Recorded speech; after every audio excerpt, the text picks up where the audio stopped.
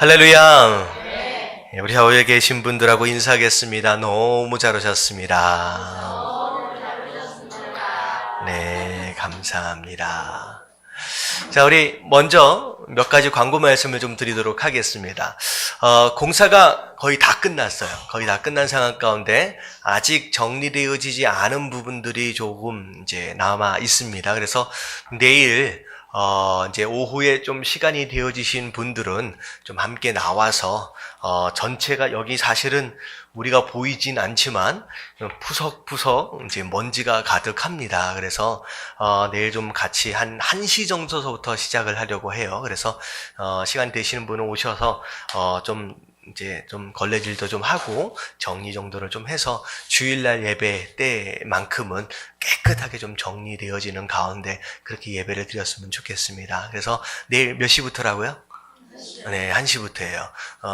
2시. 혼자 11시에 와가지고 앞에서 기다리지 마시고 2시에 오시면 괜찮습니다. 늦게 오셔도 괜찮아요. 그래서 1시에 오시면 간단하게 김밥이나 이렇게 먹을 것들을 좀 준비를 해 놓겠습니다. 이제 계속 며칠째 김밥을 계속 먹고 있는데, 제가 김밥 얘기를 딱 하니까 박 전도사님 얼굴이 확 이그러지는데, 지금 수요일 날도 김밥 먹고, 금요일 날도 김밥 먹고, 계속 김밥만 먹으니까, 김밥 맛있죠, 우리 김 전사님?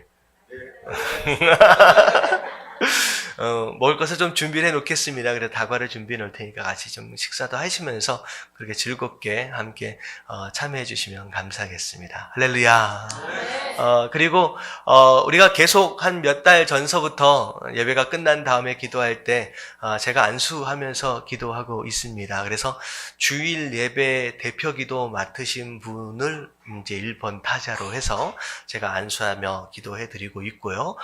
그리고 혹시 기도 제목이 있으신 분들은 저와 앞에 나오셔서 저에게 기도 제목을 말씀해 주시면 제가 그걸 위해서 이제 기도해 드리겠습니다. 전에 중간중간 말씀드렸다시피 저는 가능하면 상담이나 대화를 통해서 문제를 해결하기보다는 예배와 기도를 통하여 문제를 해결하길 원합니다. 그게 하나님께서 더욱 기뻐하시고 원하시는 것 같아요. 그래서 금요일 날만큼은 함께 기도할 수 있는 시간들을 좀 갖도록 하겠습니다. 자, 오늘부터 베드로 후서를 우리가 살펴보도록 하겠습니다. 자, 우리가 생명의 삶을 가지고 우리 매일매일 아침마다 묵상하고 있는데요. 자, 지난주서부터 베드로 후서를 시작했습니다. 자, 오늘 가능하면 베드로 후서를 다 마무리를 하고요. 그 다음 할 수만 있다라고 한다면 그 다음에 스가랴까지 조금 더 볼 수 있도록 하겠습니다. 자, 베드로 후서 1장 1절 말씀 같이 한번 읽어볼게요. 시작. 예수 그리스도의 종이며 사도인 시몬 베드로는 우리 하나님과 구주 예수 그리스도의 의를 힘입어 동일하게 보배로운 믿음을 우리와 함께 받은 자들에게 편지하노니. 자, 베드로 후서는 누가 쓴 편지냐? 베드로, 제자 되었던 베드로가 쓴 편지입니다. 대상자가 구체적으로 지역 이름이나 교회 이름이 나와 있지 않습니다. 하지만 일반적으로 유대 땅이기보다는 오히려 소아시아 지역에 있는 많은 성도들, 핍박과 고난 가운데, 시험 가운데, 어떻게 보면 믿음을 지키며 살아가고 있는 그의 이제 교회들에게 쓴 편지다라고 생각하시면 되겠습니다. 베드로 전서는 당시에 당하고 있는 시험과 고난을 어떻게 이겨나가야 할 것이냐라고 하는 것에 대한 내용이 베드로 전서의 주요 내용이었다라고 한다면, 자, 베드로 후서는 시험과 고난이기보다는 일반적으로 마지막 때를 준비하고 있는 일반적인 성도의 삶에 대한 내용이다라고 생각하시면 되겠습니다. 자, 처음 어떻게 시작하느냐? 예수 그리스도의 종이다. 자, 스스로를 종이라고 얘기하고 있어요. 자, 종이다라고 하는 것은 가장 기본적으로 무엇을 얘기하고 있느냐? 자, 순종, 복종을 이야기하고 있습니다. 스스로에 대해서 나는 주인이 뭐라고 말씀하시든 나는 무조건 순종하고 무조건 복종하는 그런 종입니다. 라고 하는 믿음의 고백이 편지 앞에부터 달려있다는 거죠. 자, 이게 다만 베드로만의 고백이기보다는 우리 성도된 자들 모두의 고백 되어지시게 되길 주님의 이름으로 축원합니다. 그렇잖아요. 주님 명령하시면 나는 어디든 가겠습니다. 주님 명령하시면 나는 무엇이든 하겠습니다. 라고 하는 결단되어진 마음이 있는 거죠. 자, 사도인 시몬 베드로. 사도. 자, 무슨 뜻이에요? 사도. 가르치는 자예요. 사자 들어가니까 약간 그럴 것 같죠. 자, 사도라고 하는 뜻은요, 보내심을 받은 자예요. 자, 베드로는 누구에게 보내심을 받은 자예요? 예수 그리스도에게 보내심을 받은 자입니다. 어떻게 보면 예수님도 사도 중에 한 사람으로 어떻게 보면 불려질 수 있어요. 왜냐하면 예수님은 누구로부터 보내심을 받은 자예요? 하나님, 성부 하나님으로부터 보내심을 받은 자이기 때문에 명칭으로만 이야기한다라고 한다면 예수님도 사도다라고 부를 수 있죠. 근데 우리는 예수님을 사도라고 부르진 않지요. 보내심을 받은 자라고 하는 사도의 명칭보다는 더 분명한 하나님의 아들이다, 그리스도다라고 하는 분명한 명칭이기 때문에 우리가 사도라고 부르지는 않습니다. 제가 이런 말을 잘못하면요, 이상한 이제 뭐가 돼버려요. 그러니까 예수님을 사도라고 부르진 않는다라고 분명히 얘기했어요. 예수님은 그리스도입니다. 근데 역할로 봐서는 어떻게 보면 사도로서 보내심을 받은 자입니다. 자, 시몬 베드로는 우리 하나님과 구주 예수 그리스도의 의를 힘입어. 누구의 의라고요? 예수 그리스도의 의를 힘입어서 이런저런 이야기를 내가 너에게 편지하고자 한다는 거죠. 이 얘기는 뭐냐면 베드로가 말씀에 대하여, 하나님의 뜻에 대하여 완벽하게 다 순종하고 완벽한 성도이기 때문에, 다시 말하면 잘났기 때문에 이런 편지를 쓰는 것이 아니라 누구의 의로 말미암아? 예수 그리스도의 의예요. 자기 의가 아니라는 거죠. 이 얘기는 곧 지금 말씀을 증거하고 있는 목사된 저도 저의 의를 가지고 제가 복음을 증거하는 것이 아니라 누구의 의예요? 예수 그리스도의 의예요. 저의 의는 없습니다. 저도 똑같이 죄 지을 수 있고 시험 들 수 있고 넘어질 수 있는 똑같은 인간이라는 거죠. 제가 잘났기 때문에, 누구보다도 더 거룩하기 때문에 이런 가르침을 하는 게 아니다라는 거죠. 베드로 스스로도 이건 내 의가 아니라 예수 그리스도의 의다라고 얘기합니다. 자, 그러면서 하나님과 우리 주 예수를 알므로 은혜와 평강이 너희에게 더욱 많을지어다. 자, 여기까지가 인사말이에요. 자, 할 얘기가 되게 많아요. 자, 은혜와 평강이 너희에게 더 많을 것이다 라고 얘기를 하는데 뭐가 앞에 나와 있어요? 예수 그리스도를 알미라는 거예요. 그러니까 안다라고 하는 단어는 지식적인 알미 아니에요. 학습을 통하여 얻어진 알미 아니라 경험을 통하여 알게 된 알미입니다. 자, 예수 그리스도를 내가 얼마나 깊이 아느냐, 내가 예수 그리스도를 얼마나 더 넓게 만났느냐라고 하는 것을 따라서 내가 누리는 은혜와 평강의 수준이 달라진다는 거예요. 하나님이 똑같이 은혜를 부어주시는 것 같고 하나님께서 똑같이 평강을 주시는 것 같지만 누리고 있는 정도가 달라요. 제가 뭘 예를 드리고 싶냐면, 자, 구약의 성막을 보면 성막을 지으라고 하나님 말씀하시는 가운데 모든 규격과 모양과 사이즈를 누가 정해주셨어요? 하나님이 정해주셨어요. 자, 근데 성막을 구성하고 있는 모든 성물들 가운데 하나님께서 사이즈를 정해주시지 않은 성물이 하나가 있어요. 여러분 배우신 분들은 아실 거예요. 뭐예요? 물두멍의 사이즈는 정해주시지 않았습니다. 근데 여러분들 물두멍이라는 것은 뭘로 만들어졌냐? 성막에서 수종드는 여인의 거울을 녹여서 만들었어요. 자, 사이즈를 정해주시진 않았지만 여러분들 만들었다라고 한다면 사이즈가 있었을까요? 없었을까요? 있었겠지요. 만들었다라고 한다면 사이즈는 정해졌을 겁니다. 근데 중요한 건 뭐냐면 물두멍의 사이즈는 뭐하고 연관이 있다? 얼마나 많은 거울이 녹여졌느냐라고 하는 것에 따라서 물두멍의 사이즈가 결정이 돼요. 여러분, 거울이라고 하는 것은 뭘 의미하느냐? 자기 자신을 들여다보는 거예요. 내가 어디가 잘못됐는지, 어디에 뭐가 묻었는지. 여러분, 이 거울로 스스로를 들여다본다라고 하는 것은 우리가 뭐 하는 것을 비교할 수 있냐? 우리가 말씀을 들여다보는 거. 하나님의 은혜를 체험하는 것을 의미합니다. 내가 얼마나 말씀을 들여다보느냐라고 하는 것을 통하여, 자, 거울의 양이 많아지면 많아질수록 물두멍은 어떻게 돼요? 점점 커지는 거예요. 다시 말하면 내가 말씀을 얼마나 많이 들여다보고 나 스스로를 돌이켜보고 회개하고 있느냐에 따라서 물두멍은 은혜를 의미하고 용서를 의미합니다. 내가 누리는 은혜와 내가 누리는 용서의 정도가 달라진다는 거죠. 다시 말하면 말씀을 일주일에 한 번 들여다볼까 말까 한 사람이다 라고 한다면, 자, 거울이 몇 개 정도 들어갔을 거라고 생각하면 될까요? 한 2-3개 들어간 거예요. 여러분, 2-3개 들어간 것 가지고 물두멍을 만들면 물두멍의 사이즈는 얼마나해져요? 요만해지는 거예요.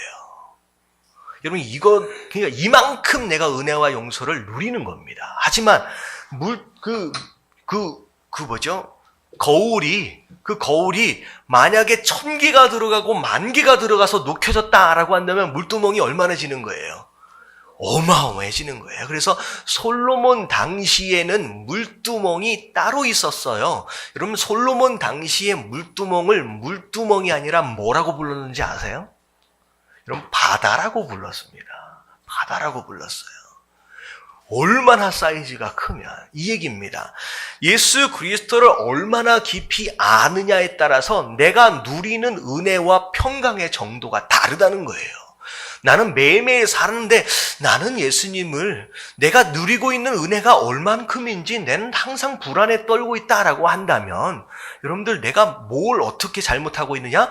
예수 그리스도를 더 깊이 알지 못하고 있기 때문에 내 마음 가운데 항상 불안과 염려가 떠나지 않는 것이다 라는 겁니다. 그래서 얼마나 중요하냐? 말씀을 깊게 보십시오. 그리고 예수 그리스도를 아는데 힘을 쓰십시오. 얼마나 깊게 아느냐에 따라서 내가 누리는 은혜와 평강의 정도가 달라진다라고 하는 거. 여러분들, 다 다를 수 있다는 거예요. 여러분, 이왕 누릴 바에는 어떻게 누리자, 그 물두멍을. 여러분, 바다처럼 누릴 수 있는 저와 여러분들 되시길 주님의 이름으로 축원합니다. 자, 그리고 나서 3절서부터 나오는 내용이 뭐냐면, 마지막 시대를 사는 성도들이 반드시 짚고 넘어가야 할 것들에 대하여 자세하게 좀 설명을 하고 있습니다. 자, 그의 신기한 능력으로, 자, 누구예요, 그가? 자, 예수 그리스도겠지요. 저기 앞에 2절에 나와 있는 예수를 그대로 받아가지고 내려오는 겁니다. 자, 예수님의 신기한 능력으로 말미암아 우리가 뭘 얻었느냐? 생명과 경건에 속한 모든 것을 이미 우리에게 주셨다는 거예요. 자, 생명과 경건은 뭘로 구분되어질 수 있느냐? 이 생명은 구원을 받았다라고 하는 것을 의미하고요. 경건이라고 하는 것은 점점점 예수 그리스도를 닮아가는 성화의 과정을 의미합니다. 이 얘기는 뭐냐면, 예수 그리스도의 능력으로 말미암아 우리가 생명을 얻었어요. 구원을 받았을 뿐만 아니라 심지어 예수 그리스도를 닮아갈 수 있는 성화의 모습, 경건의 모습 또한 우리 안에 이미 주어졌다라는 거예요. 근데 자, 무엇으로 말미암는 것이냐? 같이 한번 읽어볼게요. 이는 시작.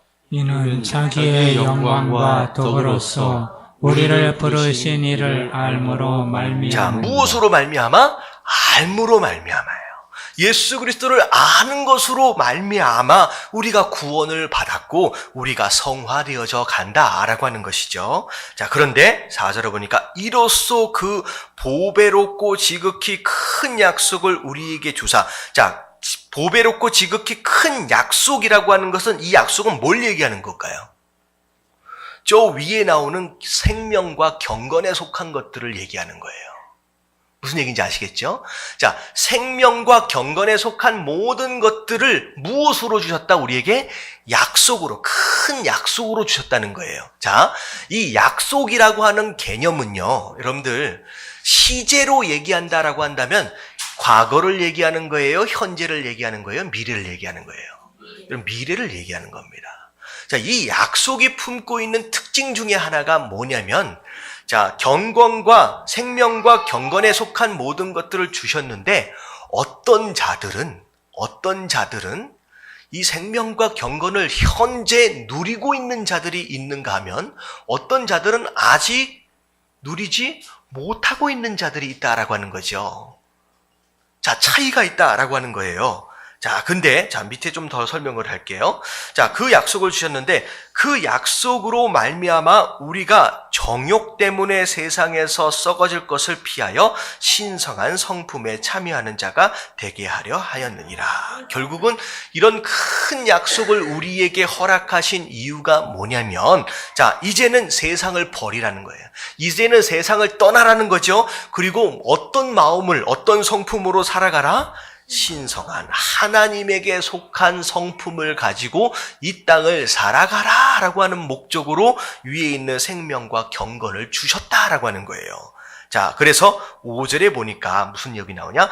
그러므로 너희가 더욱 힘써 너희 믿음의 덕의 지식을, 지식의 절제를, 절제의 인내를, 인내의 경건을, 경건의 형제 우애를, 형제 우애의 사랑을 더하라.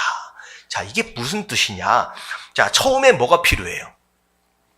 여러분, 믿음이 필요해요. 여러분, 이건 구원을 이루기 위해 가장 먼저 필요한 것이 핵심 요소가 믿음이잖아요.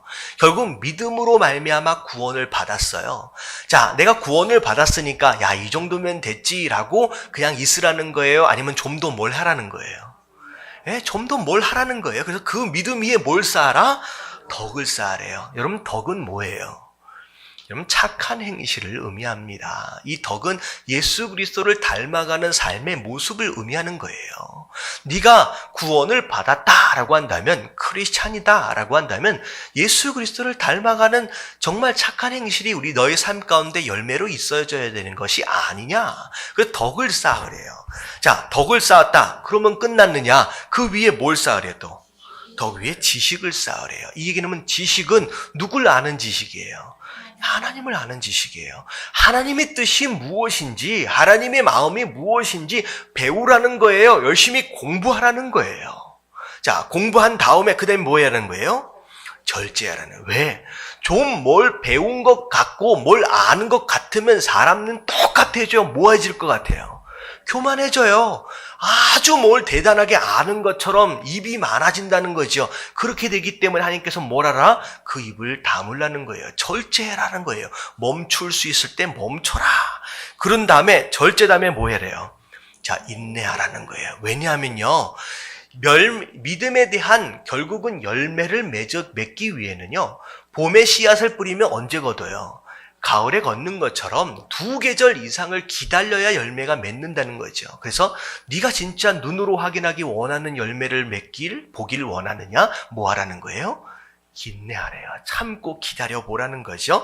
그 다음에 인내 다음에 뭐예요? 자, 경건. 자, 경건은 아까 지금 뭐라고 말씀을 드렸느냐? 예수님을 닮아가는 성화되어진 삶. 자, 거기까지 가니까 예수님을 닮아가는 거예요. 자, 예수님을 닮아가다 보니까 그 다음에 누굴 사랑하게 돼요? 자, 형제를 사랑하게 되고 또 형제 우애에 더불어 거기에다 또 사랑을 더한다. 더 깊은 사랑을 실천할 수 있게 된다는 거죠. 이 얘기는 뭐냐면, 자, 성도된 자들은, 마지막 시대를 사는 성도된 자들은 그 자리에 머물러 있으면 된다, 안 된다? 안 된다는 거예요. 끊임없이 고민하고 끊임없이 연구하고 끊임없이 노력하는 것을 통하여 너희가 성장하는 삶을 살아야 한다라고 지금 말씀하고 계시는 겁니다. 여러분들, 이 정도면 됐지라고 하는 순간이 가장 위험할 때예요. 넘어지기 좋을 때입니다.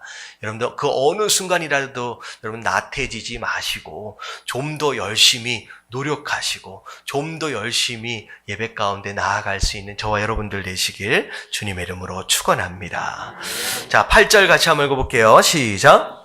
이런 것이 너희에게 있어 흡족한즉 너희로 우리 주 예수 그리스도를 알기에 게으르지 않고 열매 없는 자가 되지 않게 하려니와. 자, 이런 것들이라고 하는 것은 저 위에 있는 내용들입니다. 너희에게 있어 흡족한 즉, 자, 여기 흡족하다라고 얘기했는데 마치 만족스럽다라고 하는 표현처럼 쓰여졌어요. 근데 이걸 영어로 보면 뭐라고 나와 있냐면 in increasing measure이라고 나와 있습니다. 이건 뭐냐면 점점점 더 뭐해진다? 많아진다라는 거예요. 다시 말하면 믿음에다가 덕에다가 지식에다가 절제, 순서도 중요하지만 그 믿음의 정도도 어떻게 되어진다는 거예요. 점점 increasing 된다는 거예요. 점점점 더해간다라는 거죠. 자, 그렇게 더해간다라고 했을 때 그렇게 더해가면, 너로 우리 주 예수 그리스도를 알게 게으르지 않고 뭐 없는 자가 되지 않는다? 자, 결국은 이렇게 성장해 가는 사람들은 반드시 뭐가 있다는 거예요? 열매가 있다는 거예요. 그래서 정말로 내가 신앙생활 하면서 열매를 경험하기를 원한다라고 한다면 여러분들 게을러지지 마시고요. 더 나아가는 거예요. 그러면 주일 예배만 나오시는 분들이 야, 내가 좀 더 배워야 되겠구나 라고 해가지고 어떻게 또 나오는 거예요? 수예배도 나와보는 거예요. 야, 내가 더 말씀을 보고 또 기도해야 되겠구나. 금요예배도 나와보고 새벽예배도 나오는 거예요. 여러분, 예배의 숫자를 점점 줄여가고 있고 기도의 숫자를 점점 줄여가고 있다라고 하는 것은 곧 내가 뭐 하고 있다는 거예요? 전진하는 게 아니라 후진하고 있다는 거예요. 계속 웃으시고 계시는데 제가 이제 들으라고 이렇게 지목해서 얘기하시는 건 아닙니다. 어떻게 해야 돼요? 우리는 더 늘려나가야 되는 게 맞는 거예요. 봉사의 숫자 더 늘려나가십시오. 그래야 열매가 맺어진다라고 열심을 내라라고 말씀하시는 거예요. 자, 이런 것이 없는 자는 무엇과 같으냐? 맹인과 같아요. 다시 말하면 이런 것이 있는 사람은 앞을 보는 자예요. 다시 말하면 앞을 내다볼 줄 아는 사람은 반드시 이런 성장을 위해서 노력하는 사람들이라는 거죠. 자, 그리고 그의 옛 죄가 깨끗하게 된 것을 잊었느니라. 내가 원래 죄인이었었다라고 하는 것을 잊고 사는 사람들은 게을러질 수밖에 없다는 거죠. 자, 그러므로 형제들아 더욱 힘써. 자, 노력하래요. 너희 부르심과 택하심을 굳게 하라고 나와 있어요. 여러분, 한국말로 굳게 하라고 나와 있는데 여러분 영어로 보면 뭐라고 나와 있냐면 confirm이라고 나와 있어요. 여러분, confirm이라고 하는 뜻은 뭐냐? 확인하라는 거예요. 너를 어떻게 부르셨는지, 네가 구원을 받았는지, 내가 구원을 받은 것이 맞는지, 내가 해야 할 일들이 이 사명이 맞는지 언제나 확인해 가래요. 왜냐하면 확인하는 작업이 왜 필요하느냐? 너희가 이것을 행한즉 언제든지 실족하지 아니하려 함이라. 다시 말하면 내가 제대로 서 있는지를 끊임없이 확인하는 사람은 넘어지지 않는데요. 그냥 스스로 나는 항상 서 있지, 나는 괜찮지 라고 여기는 사람은 어느 순간 넘어질 수 있다라고 하는 것이죠. 목사가 되었든 누가 되었든 내가 진짜 구원받은 것이 맞느냐, 나를 하나님께서 선택하시고 나를 택하신 것이 맞느냐라고 하는 것을 그 20년 30년 신앙생활을 했다라고 할지라도 뭐 하라는 거예요? 매일 확인하라는 거예요. 내가 정말로 나를 구원하신 것이 맞습니까? 라고 확인하는 작업들이 매일매일 있어져야, 그래야 시험 들어 넘어지지 않는다는 거죠. 자, 11절 다 같이 시작. 이같이 하면 우리 주 곧 구주 예수 그리스도의 영원한 나라에 들어감을 넉넉히 너희에게 주시리라. 자, 이렇게 하면, 자, 영원한 나라에 어떻게 들어간대요? 넉넉히 들어간대요. 여러분, 이 영원한 나라에 넉넉하다라고 하는 것의 반대말이 뭘 것 같아요? 아슬아슬 진짜 턱걸이한 것처럼 간신히 들어와가지고 어휴 다행이다라고 한다면 정말로 진땀이 흘리는 거예요. 만약에 못 들어왔으면 어떻게 되는 거예요? 지옥 가는 거예요. 여러분, 이렇게 구원받지 마시게 되길 주님의 이름으로 축원합니다. 그럼 넉넉하게 들어가야 돼요. 여러분, 이런 참 애매한 게 있어요. 목사가 설교하기 제일 어려운 때가 어느 때일 것 같아요? 장례식 설교하는데 믿지 않은 분이었으면 차라리 정리가 훨씬 편해요. 왜냐하면 설교는 누굴 위해 설교해요? 여러분, 죽은 자를 위해 설교하지 않습니다. 장례식은 죽은 자를 위한 장례식이 아니에요. 여러분, 가톨릭은 죽은 자를 위해서 장례식을 합니다. 근데 기독교는요, 죽은 자는 이미 끝난 거예요. 죽은 자를 위로할 필요 없어요. 구원받았으면 우리보다 훨씬 더 좋은 세상에 가 있는 겁니다. 위로받을 대상이 아니에요. 여러분, 장례식의 설교를 들어야 할 사람은 죽은 관 안에 있는 자가 아니라 누구다? 살아있는 사람이에요. 근데 차라리 믿지 않았으면 오히려 정리가 깔끔하거든요. 근데 전에 믿었었는데 한참 동안 방황하다가 돌아가신 경우에는 참 이걸 설교하기가 너무 어려워요. 그러면 이런 설교 어떻게 되는 것 같아요? 넉넉하게 천국에 갔다라고 한다면 넉넉하게 간 게 아니라 어떻게 간 거예요? 아슬아슬하게 간 거예요. 여러분들, 목사가 제가 조금 더 오래 살 수도 있을 것 같지도 않는데 제가 장례식 때 제가 설교를 할 때 제가 넉넉하게 천국에 들어갔다라고 얘기할 수 있게끔 여러분들 잘 믿으시길, 끝까지 잘 믿으시게 되길 주님의 이름으로 축원합니다. 제가 설교할 거잖아요. 그렇죠? 괜히 이상하게 죽을 거 얘기하니까 여러분들 장례식 때 저 불러주세요. 제가 설교해 드릴게요. 근데 넉넉하게 하나님 나라에, 영원한 나라에 갔다라고 제가 자신감 있게 설교할 수 있게끔 부르시는 그날까지 끝까지 온전하게 여러분들 그렇게 신앙생활 하시게 되길 주님의 이름으로 축원합니다. 자, 다음 장 넘어갈게요. 12절 다 같이 한번 읽어봅니다. 시작. 그러므로 너희가 이것을 알고 이미 있는 진리에 서 있으나 내가 항상 너희에게 생각나게 하려 하노라. 자, 12절의 내용은 베드로가 참 괜찮은 사람입니다. 인격적으로. 자, 뭐라고 얘기하느냐? 11절까지에 나와 있는 복잡한 이런 신학적인 내용들에 대하여 이미 성도들이 뭐 하고 있다라고 얘기하고 있어요? 다 알고 있다고. 과연 그들이 다 알고 있었을까요? 아니에요. 여러분들 오늘 얘기 들으면서 이런 말씀도 있었구나 라고 처음 들어보신 분들도 있을 거예요. 자, 잘 모르고 있어요. 근데 베드로는 참 괜찮은 사람이에요. 격려해 주는 겁니다. 다 알고 있지 라고 얘기해 주는 거예요. 근데 다 알고 있지만 내가 반복적으로 지금 또 얘기하고 있는 이유가 무엇이냐? 이것으로 말미암아 너희가 뭐 하도록? 생각나도록. 여러분, 말씀은요 반복해서 들어야 되는 거예요. 철없는 자들이 본문 말씀을 딱 보고서 목사가 이 얘기하겠구나, 마치 본인이 다 아는 것처럼 이미 설교를 듣기 전에 평가를 해버리는 사람들이 있어요. 여러분, 이건 철이 없는 거예요.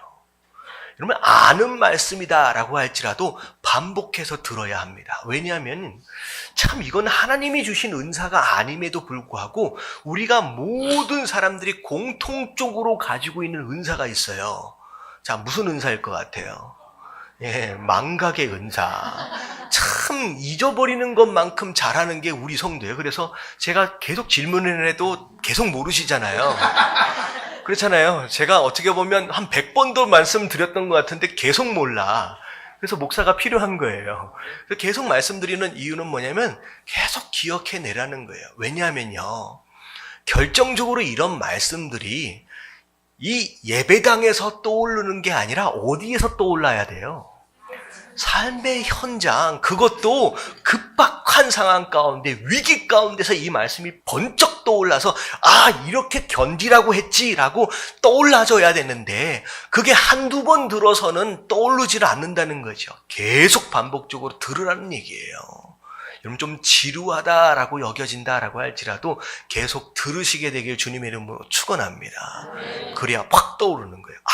그때 이런 말씀이 있었는데, 그래서 계속 말씀하신다는 거예요. 내가 이 장막에 있을 동안에 너희를 일깨워 생각나게 함이 옳은 줄을 여기노니. 자, 장막에 있을 동안이라고 하는 건, 장막은 뭘 얘기하느냐? 육신을 의미합니다. 자, 이 말씀은, 이 표현으로 봐서 베드로가 언제 썼을 것 같아요? 나이가 많이 들었을 때라고 추정되어집니다. 장막을 벗는다라고 하는 것은 곧 죽음을 임박했다라고 하는 거죠. 마치 성도들에게 마지막 유언처럼 쓰여진 편지예요. 내가 가기 전에 꼭 이것만큼은 알았으면 좋겠다. 그니 정말로 유언처럼 쓰였다는 것은 이러면 죽기 전에 하는 얘기는 어떤 얘기를 해요? 진짜 중요한 얘기를 해요. 진짜 진심을 얘기해요.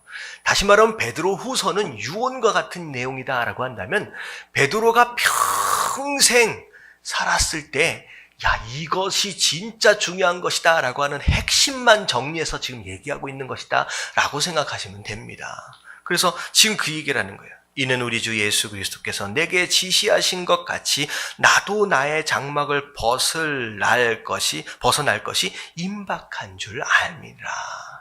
자, 내가 힘써 너희로 하여금 내가 떠난 후에라도 어느 때나 이런 것을 생각나게 하려 함이라. 베드로가 떠나면 더 이상 이야기해 줄 사람이 없잖아요. 그런데 베드로가 떠난 이후에도 이 말씀들만큼은 떠올릴 수 있도록 하기 위해서 이 얘기를 한다는 거죠. 16절 다 같이 한번 읽어볼게요. 시작. 우리 주 예수 그리스도의 능력과 강림하심을 너희에게 알게 한 것이 교모 만든 이야기를 따른 것이 아니요 우리는 그의 크신 위엄을 친히 본 자라. 예수님의 능력, 우리를 구원케 하시고 우리를 성화케 하시는 그분의 능력과 그리고 예수님이 다시 오실 것이다 라고 하는 것에 대한 내용은 내가 꾸며낸 내용이 아니라는 거예요. 내가 꾸며낸 내용이 아니라는 거예요. 내가 뭐 했다는 거예요? 그 크신 위엄을 친히 뭐 했다? 목격했다라고 얘기합니다. 그러면서 언제적 얘기를 하느냐? 지극히 큰 영광 중에 이러한 소리가 그에게 나기를 이는 내 사랑하는 아들이요 내 기뻐하는 자라 하실 때, 여러분 이 하나님의 말씀은 예수님이 계셨을 때 두 번 있었습니다. 첫 번째가 언제였어요?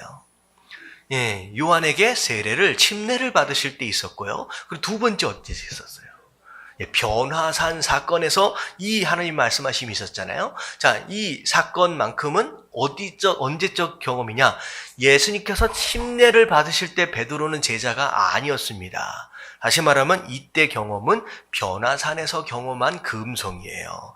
그래서 그가 하나님 아버지께 존귀와 영광을 받으셨느니라. 18절 시작. 이 소리는 우리가 그와 함께 거룩한 산에 있을 때 하늘로부터 난 것을 들은 것이다. 베드로가 지금 얘기하는 거예요. 변화산에서. 내가 지금 지어낸 내용을 얘기하는 것이 아니라 내가 보고 들은 것을, 내가 경험한 것을 내가 너에게 증언하고 있는 것이다 라고 지금 얘기하는 것이죠. 그래서 또 우리는 더 확실한 예언이 있어. 자, 여기가 굉장히 중요해요. 분명히 지금 베드로는 뭘 지금 얘기하고 있느냐? 본인이 본 것과 본인이 들은 경험되어진 것을 지금 이야기하고 있잖아요. 근데 그 경험되어지는 그것보다 더 중요한 게 뭐라는 거예요? 확실한 예언이 있다. 여러분 이 확실한 예언은 뭘 의미할까요? 하나님의 말씀을 의미합니다.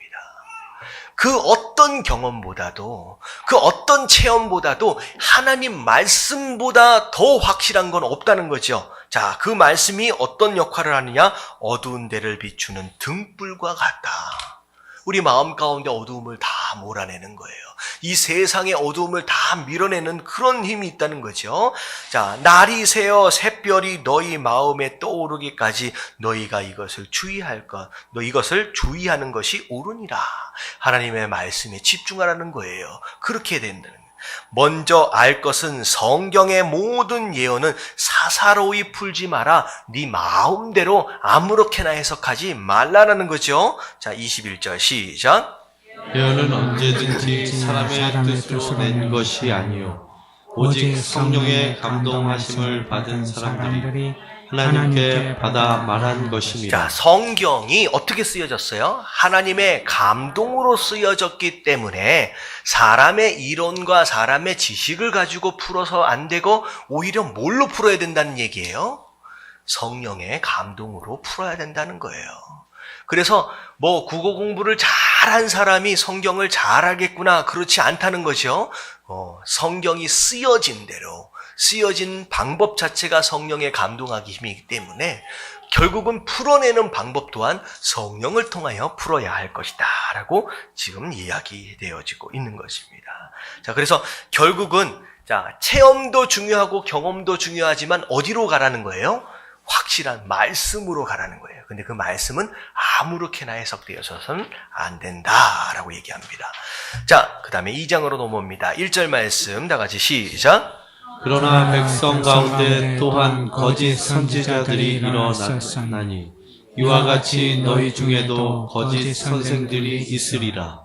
그들은 멸망하게 할 이단을 가만히 끌어들여 자기들을 사신 줄을 부인하고 임박한 멸망을 스스로 취하는 자들이다. 자, 1절에 나와 있는 거짓 선지자들이다라고 하는 것은 이 1장 마지막에 나와 있는 사사로이 말씀을 아무렇게나 푸는 사람들에 대한 내용이에요. 자, 그런 사람들이 있을 것이다 라는 거죠. 자, 그런 사람들이 많아질 것인데, 자, 그들은 멸망하게 할 이단을 가만히 끌어들인대요. 자, 이단 많이 들어봤잖아요. 이단. 여러분, 이단이 무슨 뜻일 것 같아요?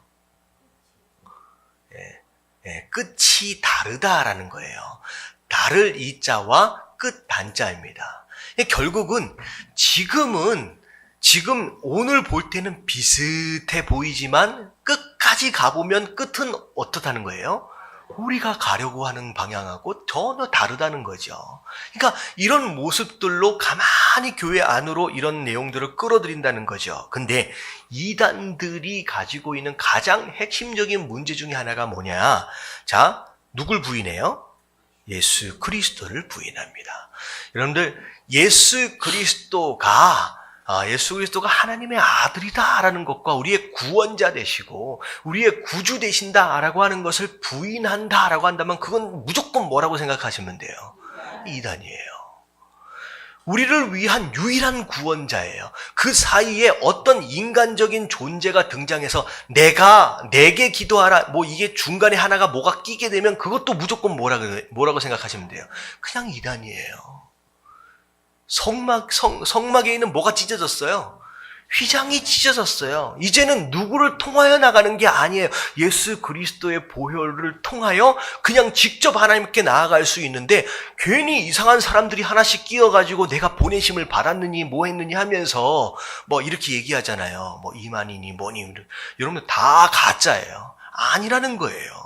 자, 그런 사람들이 있다는 거죠. 그리고 심지어 임박한 멸망을 스스로 취하는 자들, 멸망당할 것을 자처하는 사람들이라는 거죠. 자, 근데 그 사람들의 특징이 뭐냐면 여럿이 그들의 호색하는 것을 따르리니. 자, 호색 무슨 뜻이에요? 세상 재미를 좋아한다라고 하는 거예요. 자, 이단들의 특징 중에 하나가 뭐냐면 돈 좋아합니다. 명예 좋아합니다. 세상이 좋아하는 것, 세상 사람들이 좋아하는 쾌락과 재미와 즐거움들, 이런 것들을 똑같이 좋아하면서 똑같이 즐기고 있는 사람들, 여러분들 이단들 결국은 그런 모습들이에요. 자, 이로 말미암아 진리의 도가 비방을 받을 것이다. 여러분, 믿지 않는 사람들에게 있어서 볼 때, 그러면 신천지 교회나 일반 교회나 믿지 않는 사람들 입장에서 볼 때는 똑같이 뭘로 보여요? 그냥 교회예요. 근데 마지막 때가 되면요, 이놈의 이단들 때문에 누가 덩달아 욕을 먹어요? 이 온전한 교회가 욕을 먹는다는 거죠. 지금 이 얘기입니다. 수많은 이단들이 등장을 할 텐데 걔네들 때문에 온전한 너희들까지도 비방을 당하는 일들이 있어질 것이다 라는 것이죠. 그들의 탐심으로써 지어낸 말을 가지고 너희로 이득을 삼으니, 자, 그들의 심판은 옛적부터 지체하지 아니하며 그들의 멸망은 잠들지 아니하느니라. 결국은 하나님께서 그들을 다 심판하실 것이다 라는 것입니다. 자, 4절 시작. 하나님이 범죄한 천사들을 용서하지 아니하시고 지옥에 던져 어두운 구덩이에 두어 심판 때까지 지키게 하셨으며. 자, 심지어 천사마저도 범죄했을 경우에 하나님 내버려 두셨다는 거예요. 아니라는 거예요. 심지어 천사마저도 범죄했을 경우 하나님 반드시 심판하셨을 거고 사셨고, 자 5절에 보니까 누가 나오느냐? 노아의 당시에 자 몇 명만 구원받았어요? 예, 8명이죠. 노아를 포함해서 8명의 가족만이 구원을 받았다는 거예요. 그들의 죄로 인하여서. 그리고 6절에 보니까 어디가 멸망을 받았어요? 소돔과 고모라가 결국은 멸망을 받았지 않느냐. 하나님은 죄악되어진 그 모습들을 가만히 두고 내버려 두신 적이 없다는 거죠. 지금도 범죄하고 있는 자들 하나님께서 반드시 언젠간 심판하실 것이다 라고 그들의 본되어짐을 지금 얘기합니다. 자, 그러면서 7절에 보니까 무법한 자들의 음란한 행실로 말미암아 고통당하는 의로운 롯을 건지셨으니, 이 얘기는 뭐냐면 죄를 막 짓고 있는 세상 가운데 롯이 살고 있었잖아요. 소돔과 고모라에. 그런 것처럼 우리도 마찬가지예요. 죄를 막 짓고 있는 이 세상 가운데 우리 성도된 자들이 살고 있다는 거예요. 근데 그 가운데 비록 그 죄악으로 말미암아 우리 심령이 고통을 당하고 있다라고 할지라도 하나님은 그 성도된 자들을 어떻게 하신다? 나중에는 결국은 구원해 내실 것이라는 거죠. 이는 이 의인이 그들 중에 거하여 날마다 저 불법한 행실을 보고 들음으로 그 의로운 심령이 상함이라. 주께서 경건한 자는 시험에서 건지실 줄을 아시고 불의한 자는 형벌 아래 두어 심판날까지 지키시며. 10절 시작. 특별히 육체를 따라 더러운 정욕 가운데서 행하며 주관하는 이를 멸시하는 자들에게는 형벌할 줄 아니하시니라. 이들은 당돌하고 자긍하며 떨지 않고 영광 있는 자들을 비방하거니와. 그래서 더 큰 힘과 능력을 가진 천사들도 주 앞에서 그들을 거슬려 비방하고 고발하지 아니하느니라. 천사들이 죄짓고 있는 그런 사람들한테 지금은 고발하지 않는데요. 왜냐하면 하나님께서 마지막 때가 되어지면 하나님께서 반드시 그 범죄한 자들을 어떻게 하실 것을 믿기 때문에, 심판하실 것을 믿기 때문에 지금 고발하고 뭐하고 그럴 것이 없다라고 하는 것이죠.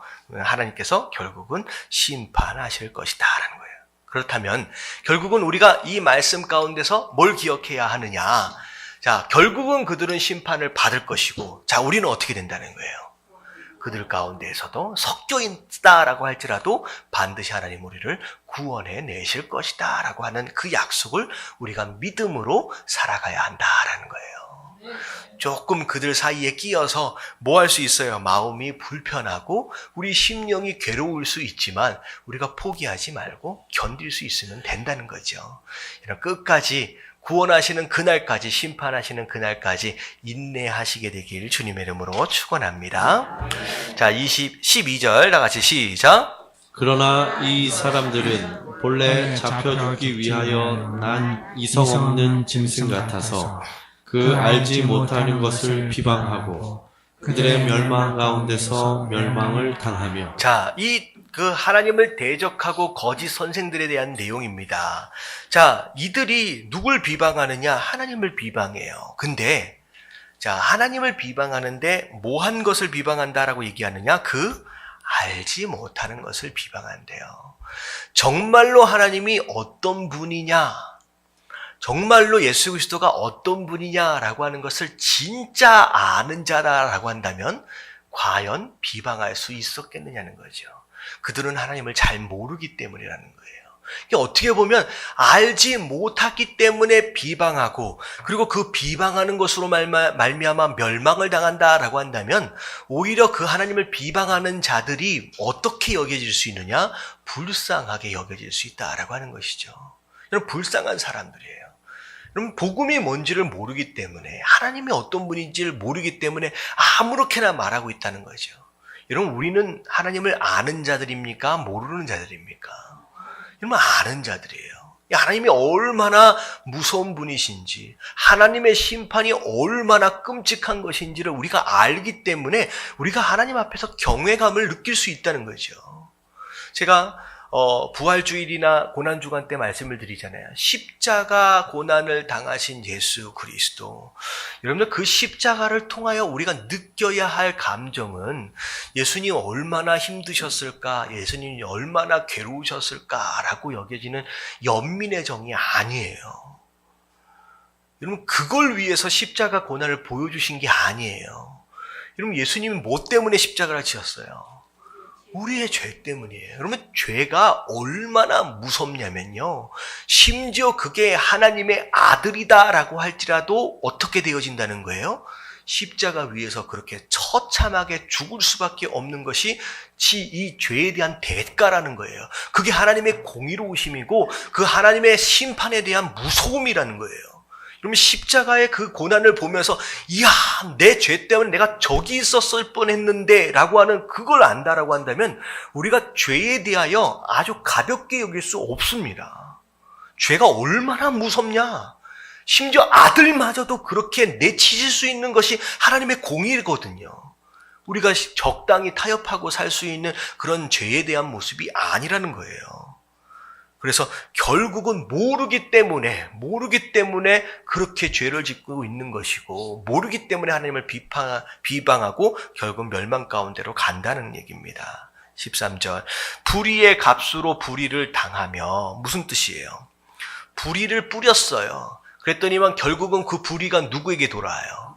자기에게 돌아오는 거예요. 그래서 심은 대로 거둔다라는 결국은 이 세상 사람들은 죄 짓고 살면서 그 죄에 대한 값이 거꾸로 돌아오는 것들을 또 경험하면서 그렇게 살아가고 있대요. 자, 낮에 즐기고 노는 것을 기쁘게 여기는 자들이니 자, 이게 저는 낮에 즐기고 노는 것들이라고 하니까 제가 이런 노래가 생각났어요. 한국 전통 가요인지 뭔지 모르겠지만 노세 우리 한국 민족이 참 위험한 민족입니다. 언제 놀자고요? 젊어서 노래. 그러면 너 뭐야? 늙어지면 못 논대요. 기력 있을 때 열심히 놀자예요. 여러분 낮에 놀자라는 것은 뭐예요? 밤 되면 어두워져서 못 노니까 낮에 실컷 놀자고 얘기하는 것이 하나님을 대적하는 거짓 선생들의 모습들이라는 거죠. 자, 점과 흠이라 너희와 함께 연애할 때 옛날 모습이에요. 너희가 옛날에 있었을 때 그들의 속임수로 즐기고 함께 놀았었지 않느냐. 음심이 자, 이게 이제 그 음심이 뭔지 아시겠죠? 타락한 마음입니다. 성적으로 가득한 눈을 가지고 범죄하기를 그치지 아니하고 여러분 젊은 청년들이 요즘 어떻게 살아가고 있는지를 보시면 알아요. 젊은 청년들이 어디 가서 놀아요? 술 마시고 나이트 가고 뭐하고 자 그러면서 눈 부릅뜨고서 뭘 찾아요? 어떤 여자가 이쁠까? 어떤 남자가 멋있을까? 눈을 부릅뜨고 찾는 거예요. 여러분 이게 오늘날 청년들의 모습입니다. 자, 굳세지 못한 영혼들을 유혹하며 자, 흔들흔들 자, 넘어지게 만든다는 거죠. 탐욕에 연단된 마음을 가진 자들이니 자, 저주의 자식이라. 결국은 저주를 받게 될 것이라는 거예요. 자, 15절 시작. 그들이 바른 길을 떠나 미혹되어 볼의 아들 발람의 길을 따르는도다. 그는 불의의 싹을 사랑하다가 자, 바른 길을 떠났다라고 하는 거. 여러분 죄라고 하는 것의 원래 의미가 뭐냐면요. 관역에서 벗어났다라고 하는 의미를 갖습니다. 우리가 가야 할 길이 있어요. 그리고 우리가 다다라야 할 관역과 목적지가 있어요. 근데 거기에서 벗어난 걸 뭐라고 부르느냐? 죄라고 부르는 거예요. 자, 근데 그렇게 다른 길로 가는 거예요. 그 길에서 벗어나서. 자, 발람이라고 하는 사람은 선지자입니다. 하나님께서 택하신 사람이에요.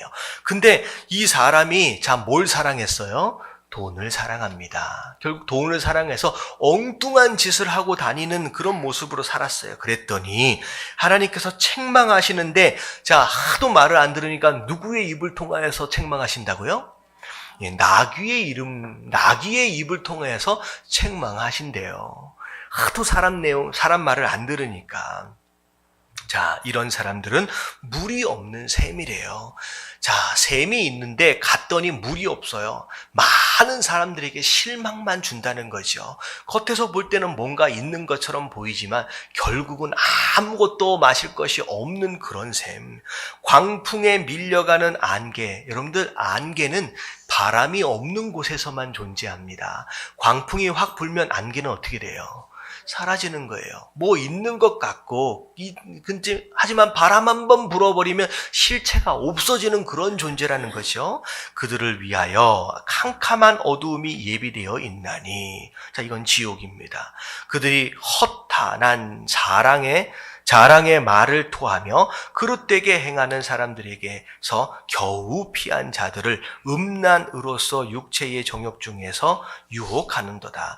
겨우 피한 자들이다 라고 하는 것은 무엇을 의미하느냐? 자, 이제 막 믿은 사람이에요. 이제 막 믿은 사람이에요. 이제 초신자예요. 아직 믿음이 굳건하지 못한 사람들인데, 자, 그런 사람들에게 가가지고 뭐라고 얘기하느냐? 흔들어 놓는 거예요. 유혹하는 거예요. 여러분, 이런 말씀을 토대로 어떻게 보면 신천지가 전략을 세우는 것 같아요. 신천지가 교회 안에 딱 들어오게 되면 누굴 찾아요? 이런 사람을 찾는 거예요. 뭐라고 조금만 잘 되어주면 마음이 쓱 넘어올 만한 마음 약한 사람. 그러니까 믿음으로 사는 사람이 아니라 뭘로 살아요? 정으로 사는 사람들하고 가깝게 접근을 합니다. 그래서 김치도 싸다 주게 되고 뭘도 해줘 주게 되고 여러 가지 뭐 되게 잘해줘요. 그러면서 마음이 쓱 넘어오게 한 다음에 그것으로 자기 사람을 만들어 버리는 거예요. 여러분, 성도는 정으로 살아가는 사람이 아니에요. 뭘로 살아가는 사람이다? 믿음으로 살아가는 사람이다. 누가 조금 잘 대해준다고 해가지고 쓱 넘어가지 마십시오.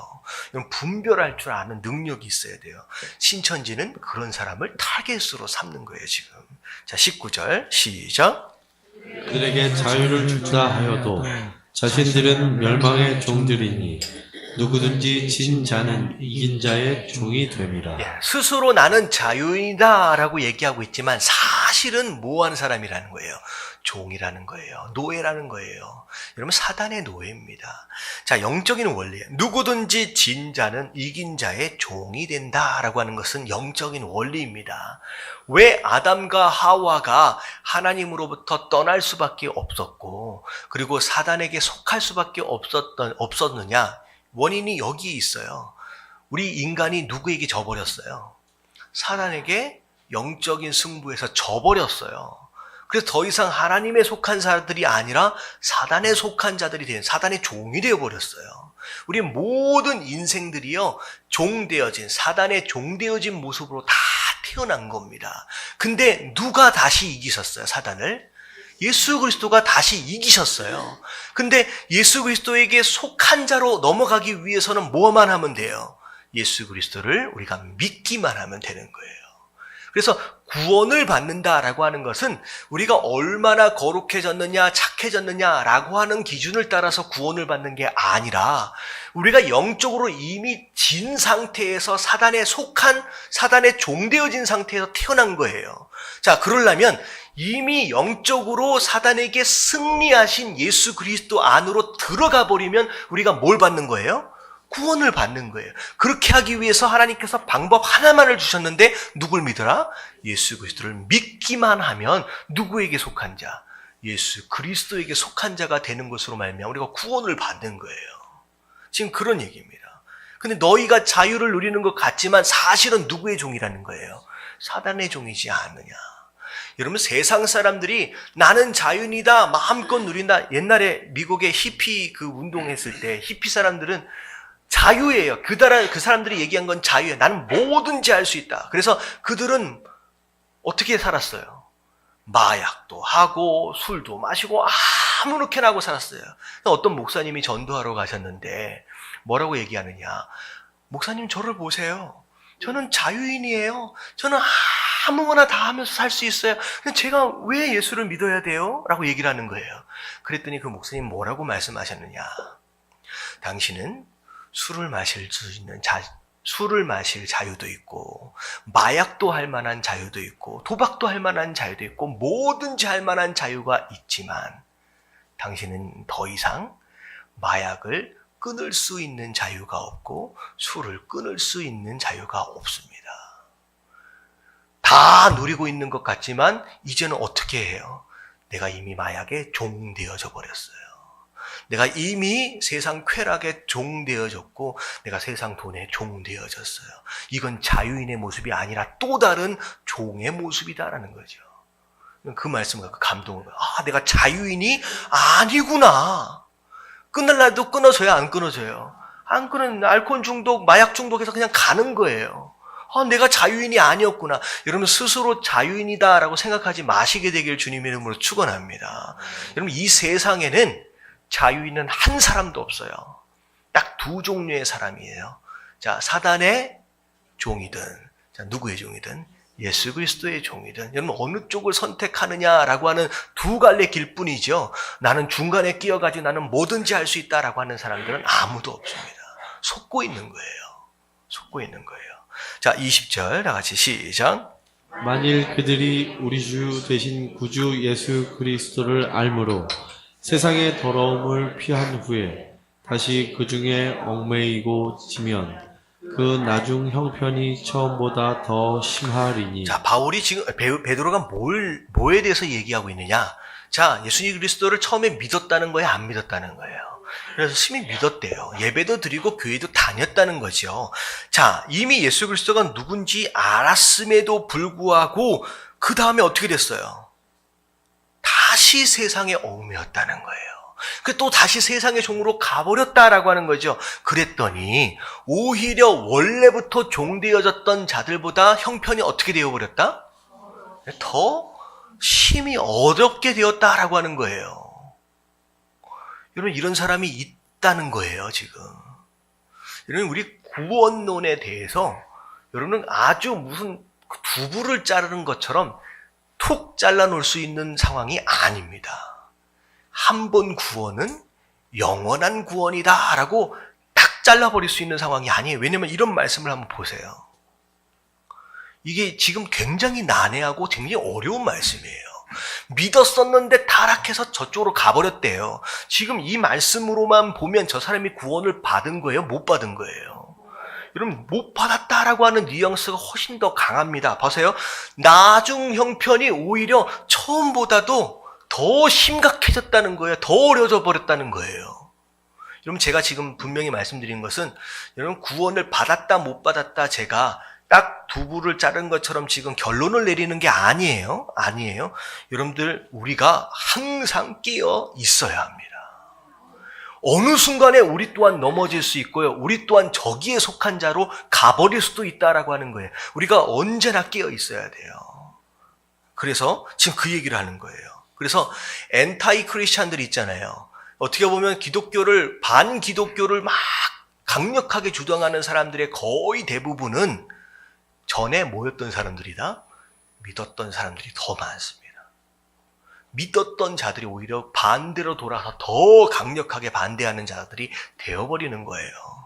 자, 21절. 의의 도를 안 후에 받은 거룩한 명령을 저버리는 것보다 알지 못하는 것이 도리어 그들에게 나은 거예요. 그러니까 알았는데 저버리는 것이 차라리 처음부터 몰랐었던 것보다 훨씬 더 나쁜 거라는 거예요. 자, 22절 시작. 참된 속담에 이르기를 개가 그 토하였던 것에 돌아가고 돼지가 씻었다가 더러운 구덩이에 도로 누웠다 하는 말이 그들에게 응하였도다. 토해냈다라고 하는 건 더러운 걸 바깥으로 쏟아놓은 거예요. 회개했어요. 자, 근데 다시 거기에 얽매였다라고 하는 것은 내가 토해놓은 그것을 어떻게 한 거예요? 다시 먹은 거예요. 여러분들 그래 본 경험이 없겠죠. 없겠죠. 여러분들 이거는 굉장히 더러운 겁니다. 그렇게 해서는 안 된다라고 하는 거예요. 자, 이 이야기를 이렇게 자세하게 설명하고 있는 이유가 무엇이었느냐? 그 당시 베드로 당시에 수많은 크리스찬들이 성도로 살다가 세상 즐거움이 좋아서 아니면 어떤 유혹으로 인하여서 세상으로 돌아가 버린 사람들이 제법 많았다라고 하는 것을 의미합니다. 한국 교회가 다 그 꼴이에요. 여러분들 한국 교회가 제가 알기로 기독교 숫자의 퍼센테이지가 제일 높게 올라갔었을 때가 20몇 %까지 30% 가까이 올라갔었을 때가 있었거든요. 여러분 지금 한국의 기독교인 퍼센트가 어느 정도 된대요? 지금 정확하게 제가 모르겠지만 10% 이하로 떨어져 버렸습니다. 이 얘기는 뭐냐면 사람들이 다 이민 가버렸을까요? 아니에요. 다 뭘 한 거예요? 교회에서 떠나간 겁니다. 다 이 모습이에요. 그렇게 되지 말라라고 베드로가 경고하고 있는 내용이에요. 우리 가운데는 절대 세상으로 돌아가 버리는 안타까운 사람, 토해 놓은 것을 다시 마시는 그런 사람은 없게 되길 주님의 이름으로 축원합니다. 자, 그다음 3장 1절 말씀 같이 한번 읽어볼게요. 시작. 사랑하는 자들아, 내가 이제 이 둘째 편지를 너희에게 쓰노니 이 두 편지로 너희의 진실한 마음을 일깨워 생각나게 하여. 베드로 후서 두 번째 편지가 되겠죠. 내가 진실한 마음을 일깨워 생각나게 하여 곧 거룩한 선지자들의 예언한 말씀과 주 대신 그 구주께서 너희의 사도들로 말미암아 명령하신 것을 기억하게 하려 하노라. 결국은 베드로가 마지막에 뭘로 돌아가라는 거예요? 말씀으로 돌아가라는 거야. 말씀으로. 자꾸 흔들려고 하고 자꾸 유혹이 찾아오느냐? 결론은 뭐냐면 말씀으로 돌아가라. 먼저 이것을 알지니 말세에 조롱하는 자들이 와서 자기의 정욕을 따라 행하며 조롱하며 이르되 주께서 강림하신다는 약속이 어디 있느냐? 조상들이 잔후로부터 만물은 처음 창조된 때와 같이 그냥 있다는. 예수님 안 오신다는 거예요. 이 세상의 끝이 언제 오겠느냐? 잘 돌아가는데. 이 세상 잘 돌아가는데. 이는 새 하늘이, 자 5절 다 같이 시작. 이는 하늘이 옛적부터 있는 것과 땅이 물에서 나와 물로 성립된 것도 하나님의 말씀으로 된 것을 그들이 일부러 잊으려 함이로다. 자, 일부러 하나님 말씀을 안 받으려고 하는 거라는 거예요. 일부러 그 마음 가운데. 제가 이 경험을 제가 언제 경험했냐면요. 제가 미국에 있을 때 제가 참 감명 깊게 들었던 세미나가 뭐냐면 그 창조과학 세미나. 요즘에는 참 별로 인기가 없는 것 같아요. 근데 몇 년 전에 제가 창조과학 세미나를 한참 듣다 보니까 와, 하나님 창조하신 게 맞아요. 노아의 홍수와 이런 내용들이 성경에 나와 있는 모든 것들이 진짜구나 라고 하는 것을 정말로 과학적인 근거를 가지고 하나하나 설명해 주는데 정말 중고등학교 정도만 나왔다라고만 해도 저게 저럴 수밖에 없구나. 지금 여태껏 과학책에서 봤던 내용들 중에 많은 것들이 다 거짓말이었구나 라고 하는 것을 정확히 정말로 설명이 다 되어지거든요. 근데 저는 그렇게 생각했어요. 이 세미나는 누가 들어도 다 예수님 믿을 것 같은 마음이 든 거예요. 근데 너무 신기한 건 뭐냐면 그 세미나를 듣고 은혜를 받는 사람은 믿음이 없는 자들이 아니라 믿음이 있는 자들만 은혜를 받아요. 믿음이 없는 자들은 그렇게 정확하게 과학적인 근거로 그렇게 이렇게 논리적으로 설명해 주는데 뭐해요? 믿으려 하지 않아요. 거부해요. 안에서 알지 못하는 어떤 힘이 그 논리와 어떻게 그걸 거부할 수 있을까? 그걸 거부할 수 있을까? 근데 그걸 밀어내는 거예요. 이런 사람들이 바로 그런 겁니다. 분명히 하나님 말씀하셨고, 하나님이 그렇게 말씀으로 이 세상을 창조하신다라고 하는 것을 계속 깨닫도록 음성을 들려주시는데 스스로 안에서 뭐하고 있어요? 계속 거부하고 있는 거예요. 알려고 생각하지 않는 것이기 때문에 그런 얘기들을 한다라는 거죠. 이로 말미암아 그때의 세상은 물이 넘침으로 멸망하였으되 이제 하늘과 땅은 그 동일한 말씀으로 불사르기 위하여 보호된 바 되어. 자, 6절의 내용은 물심판이에요. 노아 시대 때 있었던 물심판. 근데 하나님은 그 물심판 이후에 물로 다시 심판하시겠다고 했어요? 안 하신다 그랬어요? 안 하신다 그랬어요. 자, 이제 뭘로 심판하시겠다? 불로 심판하시겠대요. 그래서 불심판이 있는데, 자, 경건하지 아니한 사람들의 심판과 멸망의 날까지 보전하여 두신 것이냐. 이 얘기는 뭐냐면 불심판을 작정하셨는데 하나님께서 그 심판을 지금 뭐 하시고 계시느냐? 보류해 가시고 계신다는 거예요. 안 하시겠다라고 하는 것이 아니라 기다려주고 계신다는 것이요. 자, 무슨 내용이냐? 사랑하는 자들아, 주께는 하루가 1000년 같고 1000년이 하루 같다는 이 한 가지를 잊지 말라. 9절 말씀 시작. 주의 약속은 어떤 이들이 더디다고 생각하는 것 같이 더딘 것이 아니라 오직 주께서는 너희를 대하여 오래 참으사 아무도 멸망하지 아니하고 다 회개하기에 이르기를 원하시느니라. 자, 물심판을 결정하셨을 때도 그 수많은 사람들을 한 사람이라도 더 구원해 보기 위해서 하나님은 몇 년을 참고 기다리셨느냐? 120년을 참고 기다리셨어요. 그 방주를 만들 때 120년이 걸렸거든요. 하나님이 참고 기다려주신 거예요. 불심판도 마찬가지예요. 지금 수백 년을 통하여서 하나님 기다려주시는 거예요.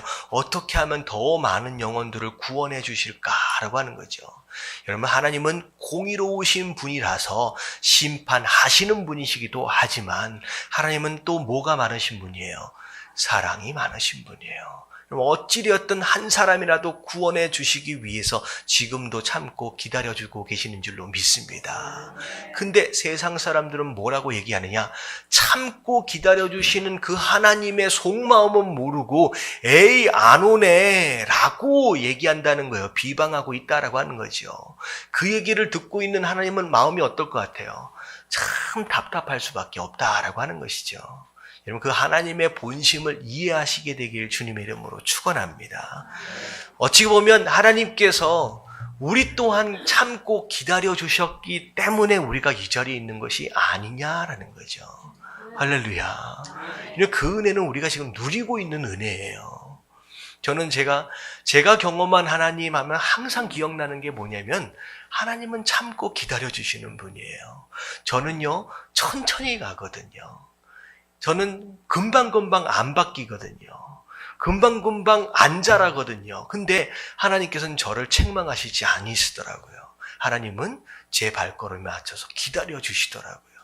제가 성장할 때까지, 제가 변화되어질 때까지. 지금도 하나님은 저를 기다리고 계십니다. 여러분들도 마찬가지예요. 하나님께서 여러분들을 향한 기대들이 있어요. 그 기대에 맞추기 위해서 하나님께서 마치 고삐에 끼어진 송아지처럼 끌고 가시는 분이 아니라 하나님 지금도 뭐 하고 계신다? 기다려주시는 거예요.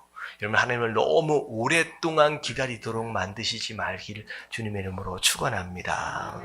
자, 근데 10절에 보니까 더디 오는 것 같고 안 오실 것처럼 느껴지느냐? 그러나 주의 날은 무엇처럼 온다? 도둑같이 오리니. 그날에는 하늘이 큰 소리로 떠나고 물질이 뜨거운 불에 풀어지고 땅과 그 중에 있는 모든 일이 다 드러날 것이다. 도둑같이 온다라고 하는 것은 예상해요, 못해요? 못하는 상황 가운데, 전혀 예측하지 못하는 상황 가운데 갑자기 들어닥친다는 거예요. 벌써 오셨네? 이런 상황이 벌어진다라고 하는 것이요. 자, 근데 그때가 되면 하늘이 어떻게 된대요? 떠나가고 모든 물질이 다 녹아버린대요. 이 얘기는 뭐냐면 하나님 앞에서, 심판 앞에서 그 어떤 것도 우리를 덮거나 우리를 가릴 수 있는 존재가 없어진다는 거예요. 다 드러난다는 거예요. 하나님 앞에 그 어떤 숨겨져 있는 죄가 아무것도 없을 정도로 하늘도 다, 물질도 다 떠나가게 하심, 녹아내리게 하심으로 말미암아 하나님 앞에서 모든 일들이 다 드러나도록, 숨길 수 없도록 다 하나님께서 만들어 버리신다는 거예요. 이 모든 것이 이렇게 풀어지리니 너희가 어떤 사람이 되어야 마땅하냐. 다 드러나게 될 텐데, 벌거벗은 모습으로 다 드러나게 될 텐데 너 그러면 이제 어떻게 사는 것이 맞겠느냐라는 거죠. 어떻게 사는 게 맞아요? 거룩한 행실과 경건함으로 살아라는 거예요. 거룩하다. 세상 사람들과는 좀 다르게 살아야 되지 않겠느냐. 경건함이다라고 하는 것은 예수 그리스도를 닮아가는 거예요. 예수님을 닮아가는 그런 성화된 삶을 살아야 되지 않겠느냐. 12절 시작. 하나님의 날이 임하기를 바라보고 간절히 사모하라. 그날에 하늘이 불에 타서 풀어지고 물질이 뜨거운 불에 녹아지려니와. 자, 13절. 우리는 그의 그 약속대로 의가 있는 곳인 새 하늘과 새 땅을 바라보도다. 자, 11절서부터 13절까지는 심판의 날이 곧 임하게 될 텐데 그 심판을 아는 자다라고 한다면 이렇게 살아야 되지 않겠느냐라고 두 가지를 얘기하고 있어요. 자, 첫 번째는 거룩한 행실과 경건한 삶입니다. 자, 두 번째는 뭐에 대한 내용이냐? 새 하늘과 새 땅을 바라보는 삶을 살아야 된다는 거예요. 자, 제목에 보면 우리 생명의 삶 제목에 뭐라고 나와 있어요? 같이 한번 읽어볼게요. 시작. 흠없이 살기를 힘쓰며 주의 날을 고대합니까? 자, 흠없이 산다라고 하는 것은 거룩한 행실과 경건한 삶이에요. 자, 주의 날을 고대한다는 것은 새 하늘과 새 땅을 바라보는 삶입니다. 여러분, 이 두 가지가 같이 가는 것 같은데요. 여러분, 이게 먼저 가는 게 하나가 더 있어요. 이 둘 중에 여러분, 뭐가 더 먼저일 것 같아요? 이게 경건한 행실과 거룩한 삶, 거룩한 행실과 경건한 삶, 그리고 새하늘과 새 땅을 바라본다라고 하는 것은요, 사실은 어떤 연관성이 있냐면, 이런 바라보는 것이 바뀌면요, 삶이 바뀌게 돼 있어요. 이거 굉장히 중요한 내용입니다. 자, 내가 세상의 것을 계속 바라보고 있어요. 세상에 소망을 두고 있으면요, 절대 거룩하게 살아갈 수 없습니다. 절대 경건해질 수 없어요. 여러분들 세상 것을 좋아하고 세상 것을 바라고 세상 것에 소망을 두고 있으면서 난 죄 짓지 말아야지, 죄 짓지 말아야지. 여러분, 이것이 기적이에요. 이건 이루어질 수 있는 일이 아니에요. 여러분, 내가 거룩하게 살아야 된다라고 결단하기 전에 여러분들 뭘 먼저 바꿔야 되느냐? 여러분들이 바라보는 것을 먼저 바꿔야 됩니다. 세상을 바라보는 게 아니라 너는 뭘 바라보라? 새하늘과 새 땅을 바라보라. 주님 오시는 그 날을 바라보라는 거예요. 하늘의 것을 바라볼 수 있으면요, 더 이상 이 세상 유혹에 넘어가지지 않아요. 그러면 자연스럽게 뭐가 변하기 시작하느냐? 삶이 변하기 시작해요. 그래서 여러분들 노력하지 마십시오. 내가 죄 짓지 않으려고 막 애쓰지 마시고 씨름하지 마시고 먼저 뭘 바꿔라? 내가 바라보는 것을 바꾸십시오. 이게 가장 먼저예요. 노력해서 될 일들이 아니다라고 하는 것이요. 우리가 다른 종교와 다른 근본적인 이유들이 이런 데에 있어요. 불교나 이런 데를 가면 건강하고 거룩한 삶을 살기 위해서 어떻게 해야 돼요? 스스로 해야 되는 거예요. 벽 보고 앉아 있는 거예요. 누가 그런 얘기를 하더라고요. 뉴스에 나왔어요. 어떤 스님이 어디서부터 얘기해야 되지? 한 동네에 자동차 바퀴가 한 50몇 대인가 몇십 대가 바퀴가 다 구멍이 뚫려서 펑크가 났대요. 도대체 누가 이 바퀴에다 구멍을 뚫었는가 라고 조사를 했는데 나중에 잡히고 나니까 나중에 누가 잡혔느냐? 스님이 한 분이 잡혔대요. 아니, 왜 스님이 왜 이 구멍을 왜 다 뚫었을까? 나중에 조사를 해보니까 이 스님이 몇 년 동안 살생하지 않는 수양을 갖다가 몇 년 동안 했는데 마지막 며칠을 남겨놓고 개미를 하나를 밟아서 죽여버린 거야. 그러니까 몇 년 동안 수행한 것 자체가 뭐가 된 거예요? 다시 시작해야 되는 거야. 얼마나 우라통이 터져서 그런지 그걸 열받아가지고 타이어에다가 구멍을 다 내고 다녔다는 거예요. 그랬는데 물론 구멍 낸 것 때문에 처벌도 받았지만 그 스님 거기 안에 절에서 또 처벌을 받았어요. 이건 수양한 게 아니다. 수양해서 될 일이 아니에요. 사람은 원래 태어날 때부터 죄인으로 태어나서요, 절대 죽을 때까지 이 죄의 옷을 벗을 수가 없는 사람들이에요. 여러분들, 죄는요 벗어지질 않는 거예요. 그래서 죄 어떻게 하래요? 예수 그리스도의 의로 덧입는 거예요. 가려주시는 거예요. 우리가 스스로 할 수 있는 게 아니래요. 거룩한 행실과 경건함 또한 마찬가지입니다. 우리가 노력해서 될 일이 아니라 먼저 뭘 바라봐야 돼요? 하늘의 것을 바라보기 시작하면요, 그때부터 하나님이 나를 다스려 주시기 시작하는 거예요. 여러분, 그렇게 예수님을 닮아가시게 되길 주님의 이름으로 축원합니다. 그래서 예답이라고 하는 것은 우리의 노력과 씨름으로 이루은 것이 아니라 오직 예수 그리스도의 의예요. 우리가 바라보는 걸 바꾸십시오. 우리가 눈을 바꾸고 방향을 바꾸면요, 그때부터 하나님께서 역사하신다라고 하는 거, 이런 깨달으시길 주님의 이름으로 축원합니다. 자, 14절 다 같이 읽겠습니다. 시작.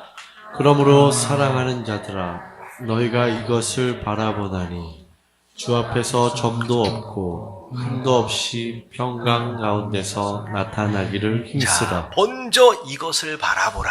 새하늘과 새 땅을 바라보나니, 자, 무슨 일이 벌어져요? 점도 없고 흠도 없이 평강 가운데 나타나는 그런 성도의 모습 되어질 수 있다는 거죠.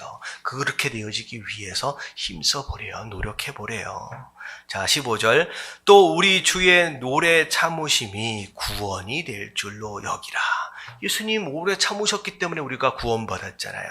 우리가 사랑하는 형제 바울도 그 받은 지혜대로 너희에게 이같이 썼고, 여러분, 베드로 후서 전서를 좀 읽어보니까 말씀이 어렵습니까? 쉽습니까? 저는 이 말씀을 읽으면서 야, 베드로가 어부 출신이 맞나 싶을 정도로 어렵습니다.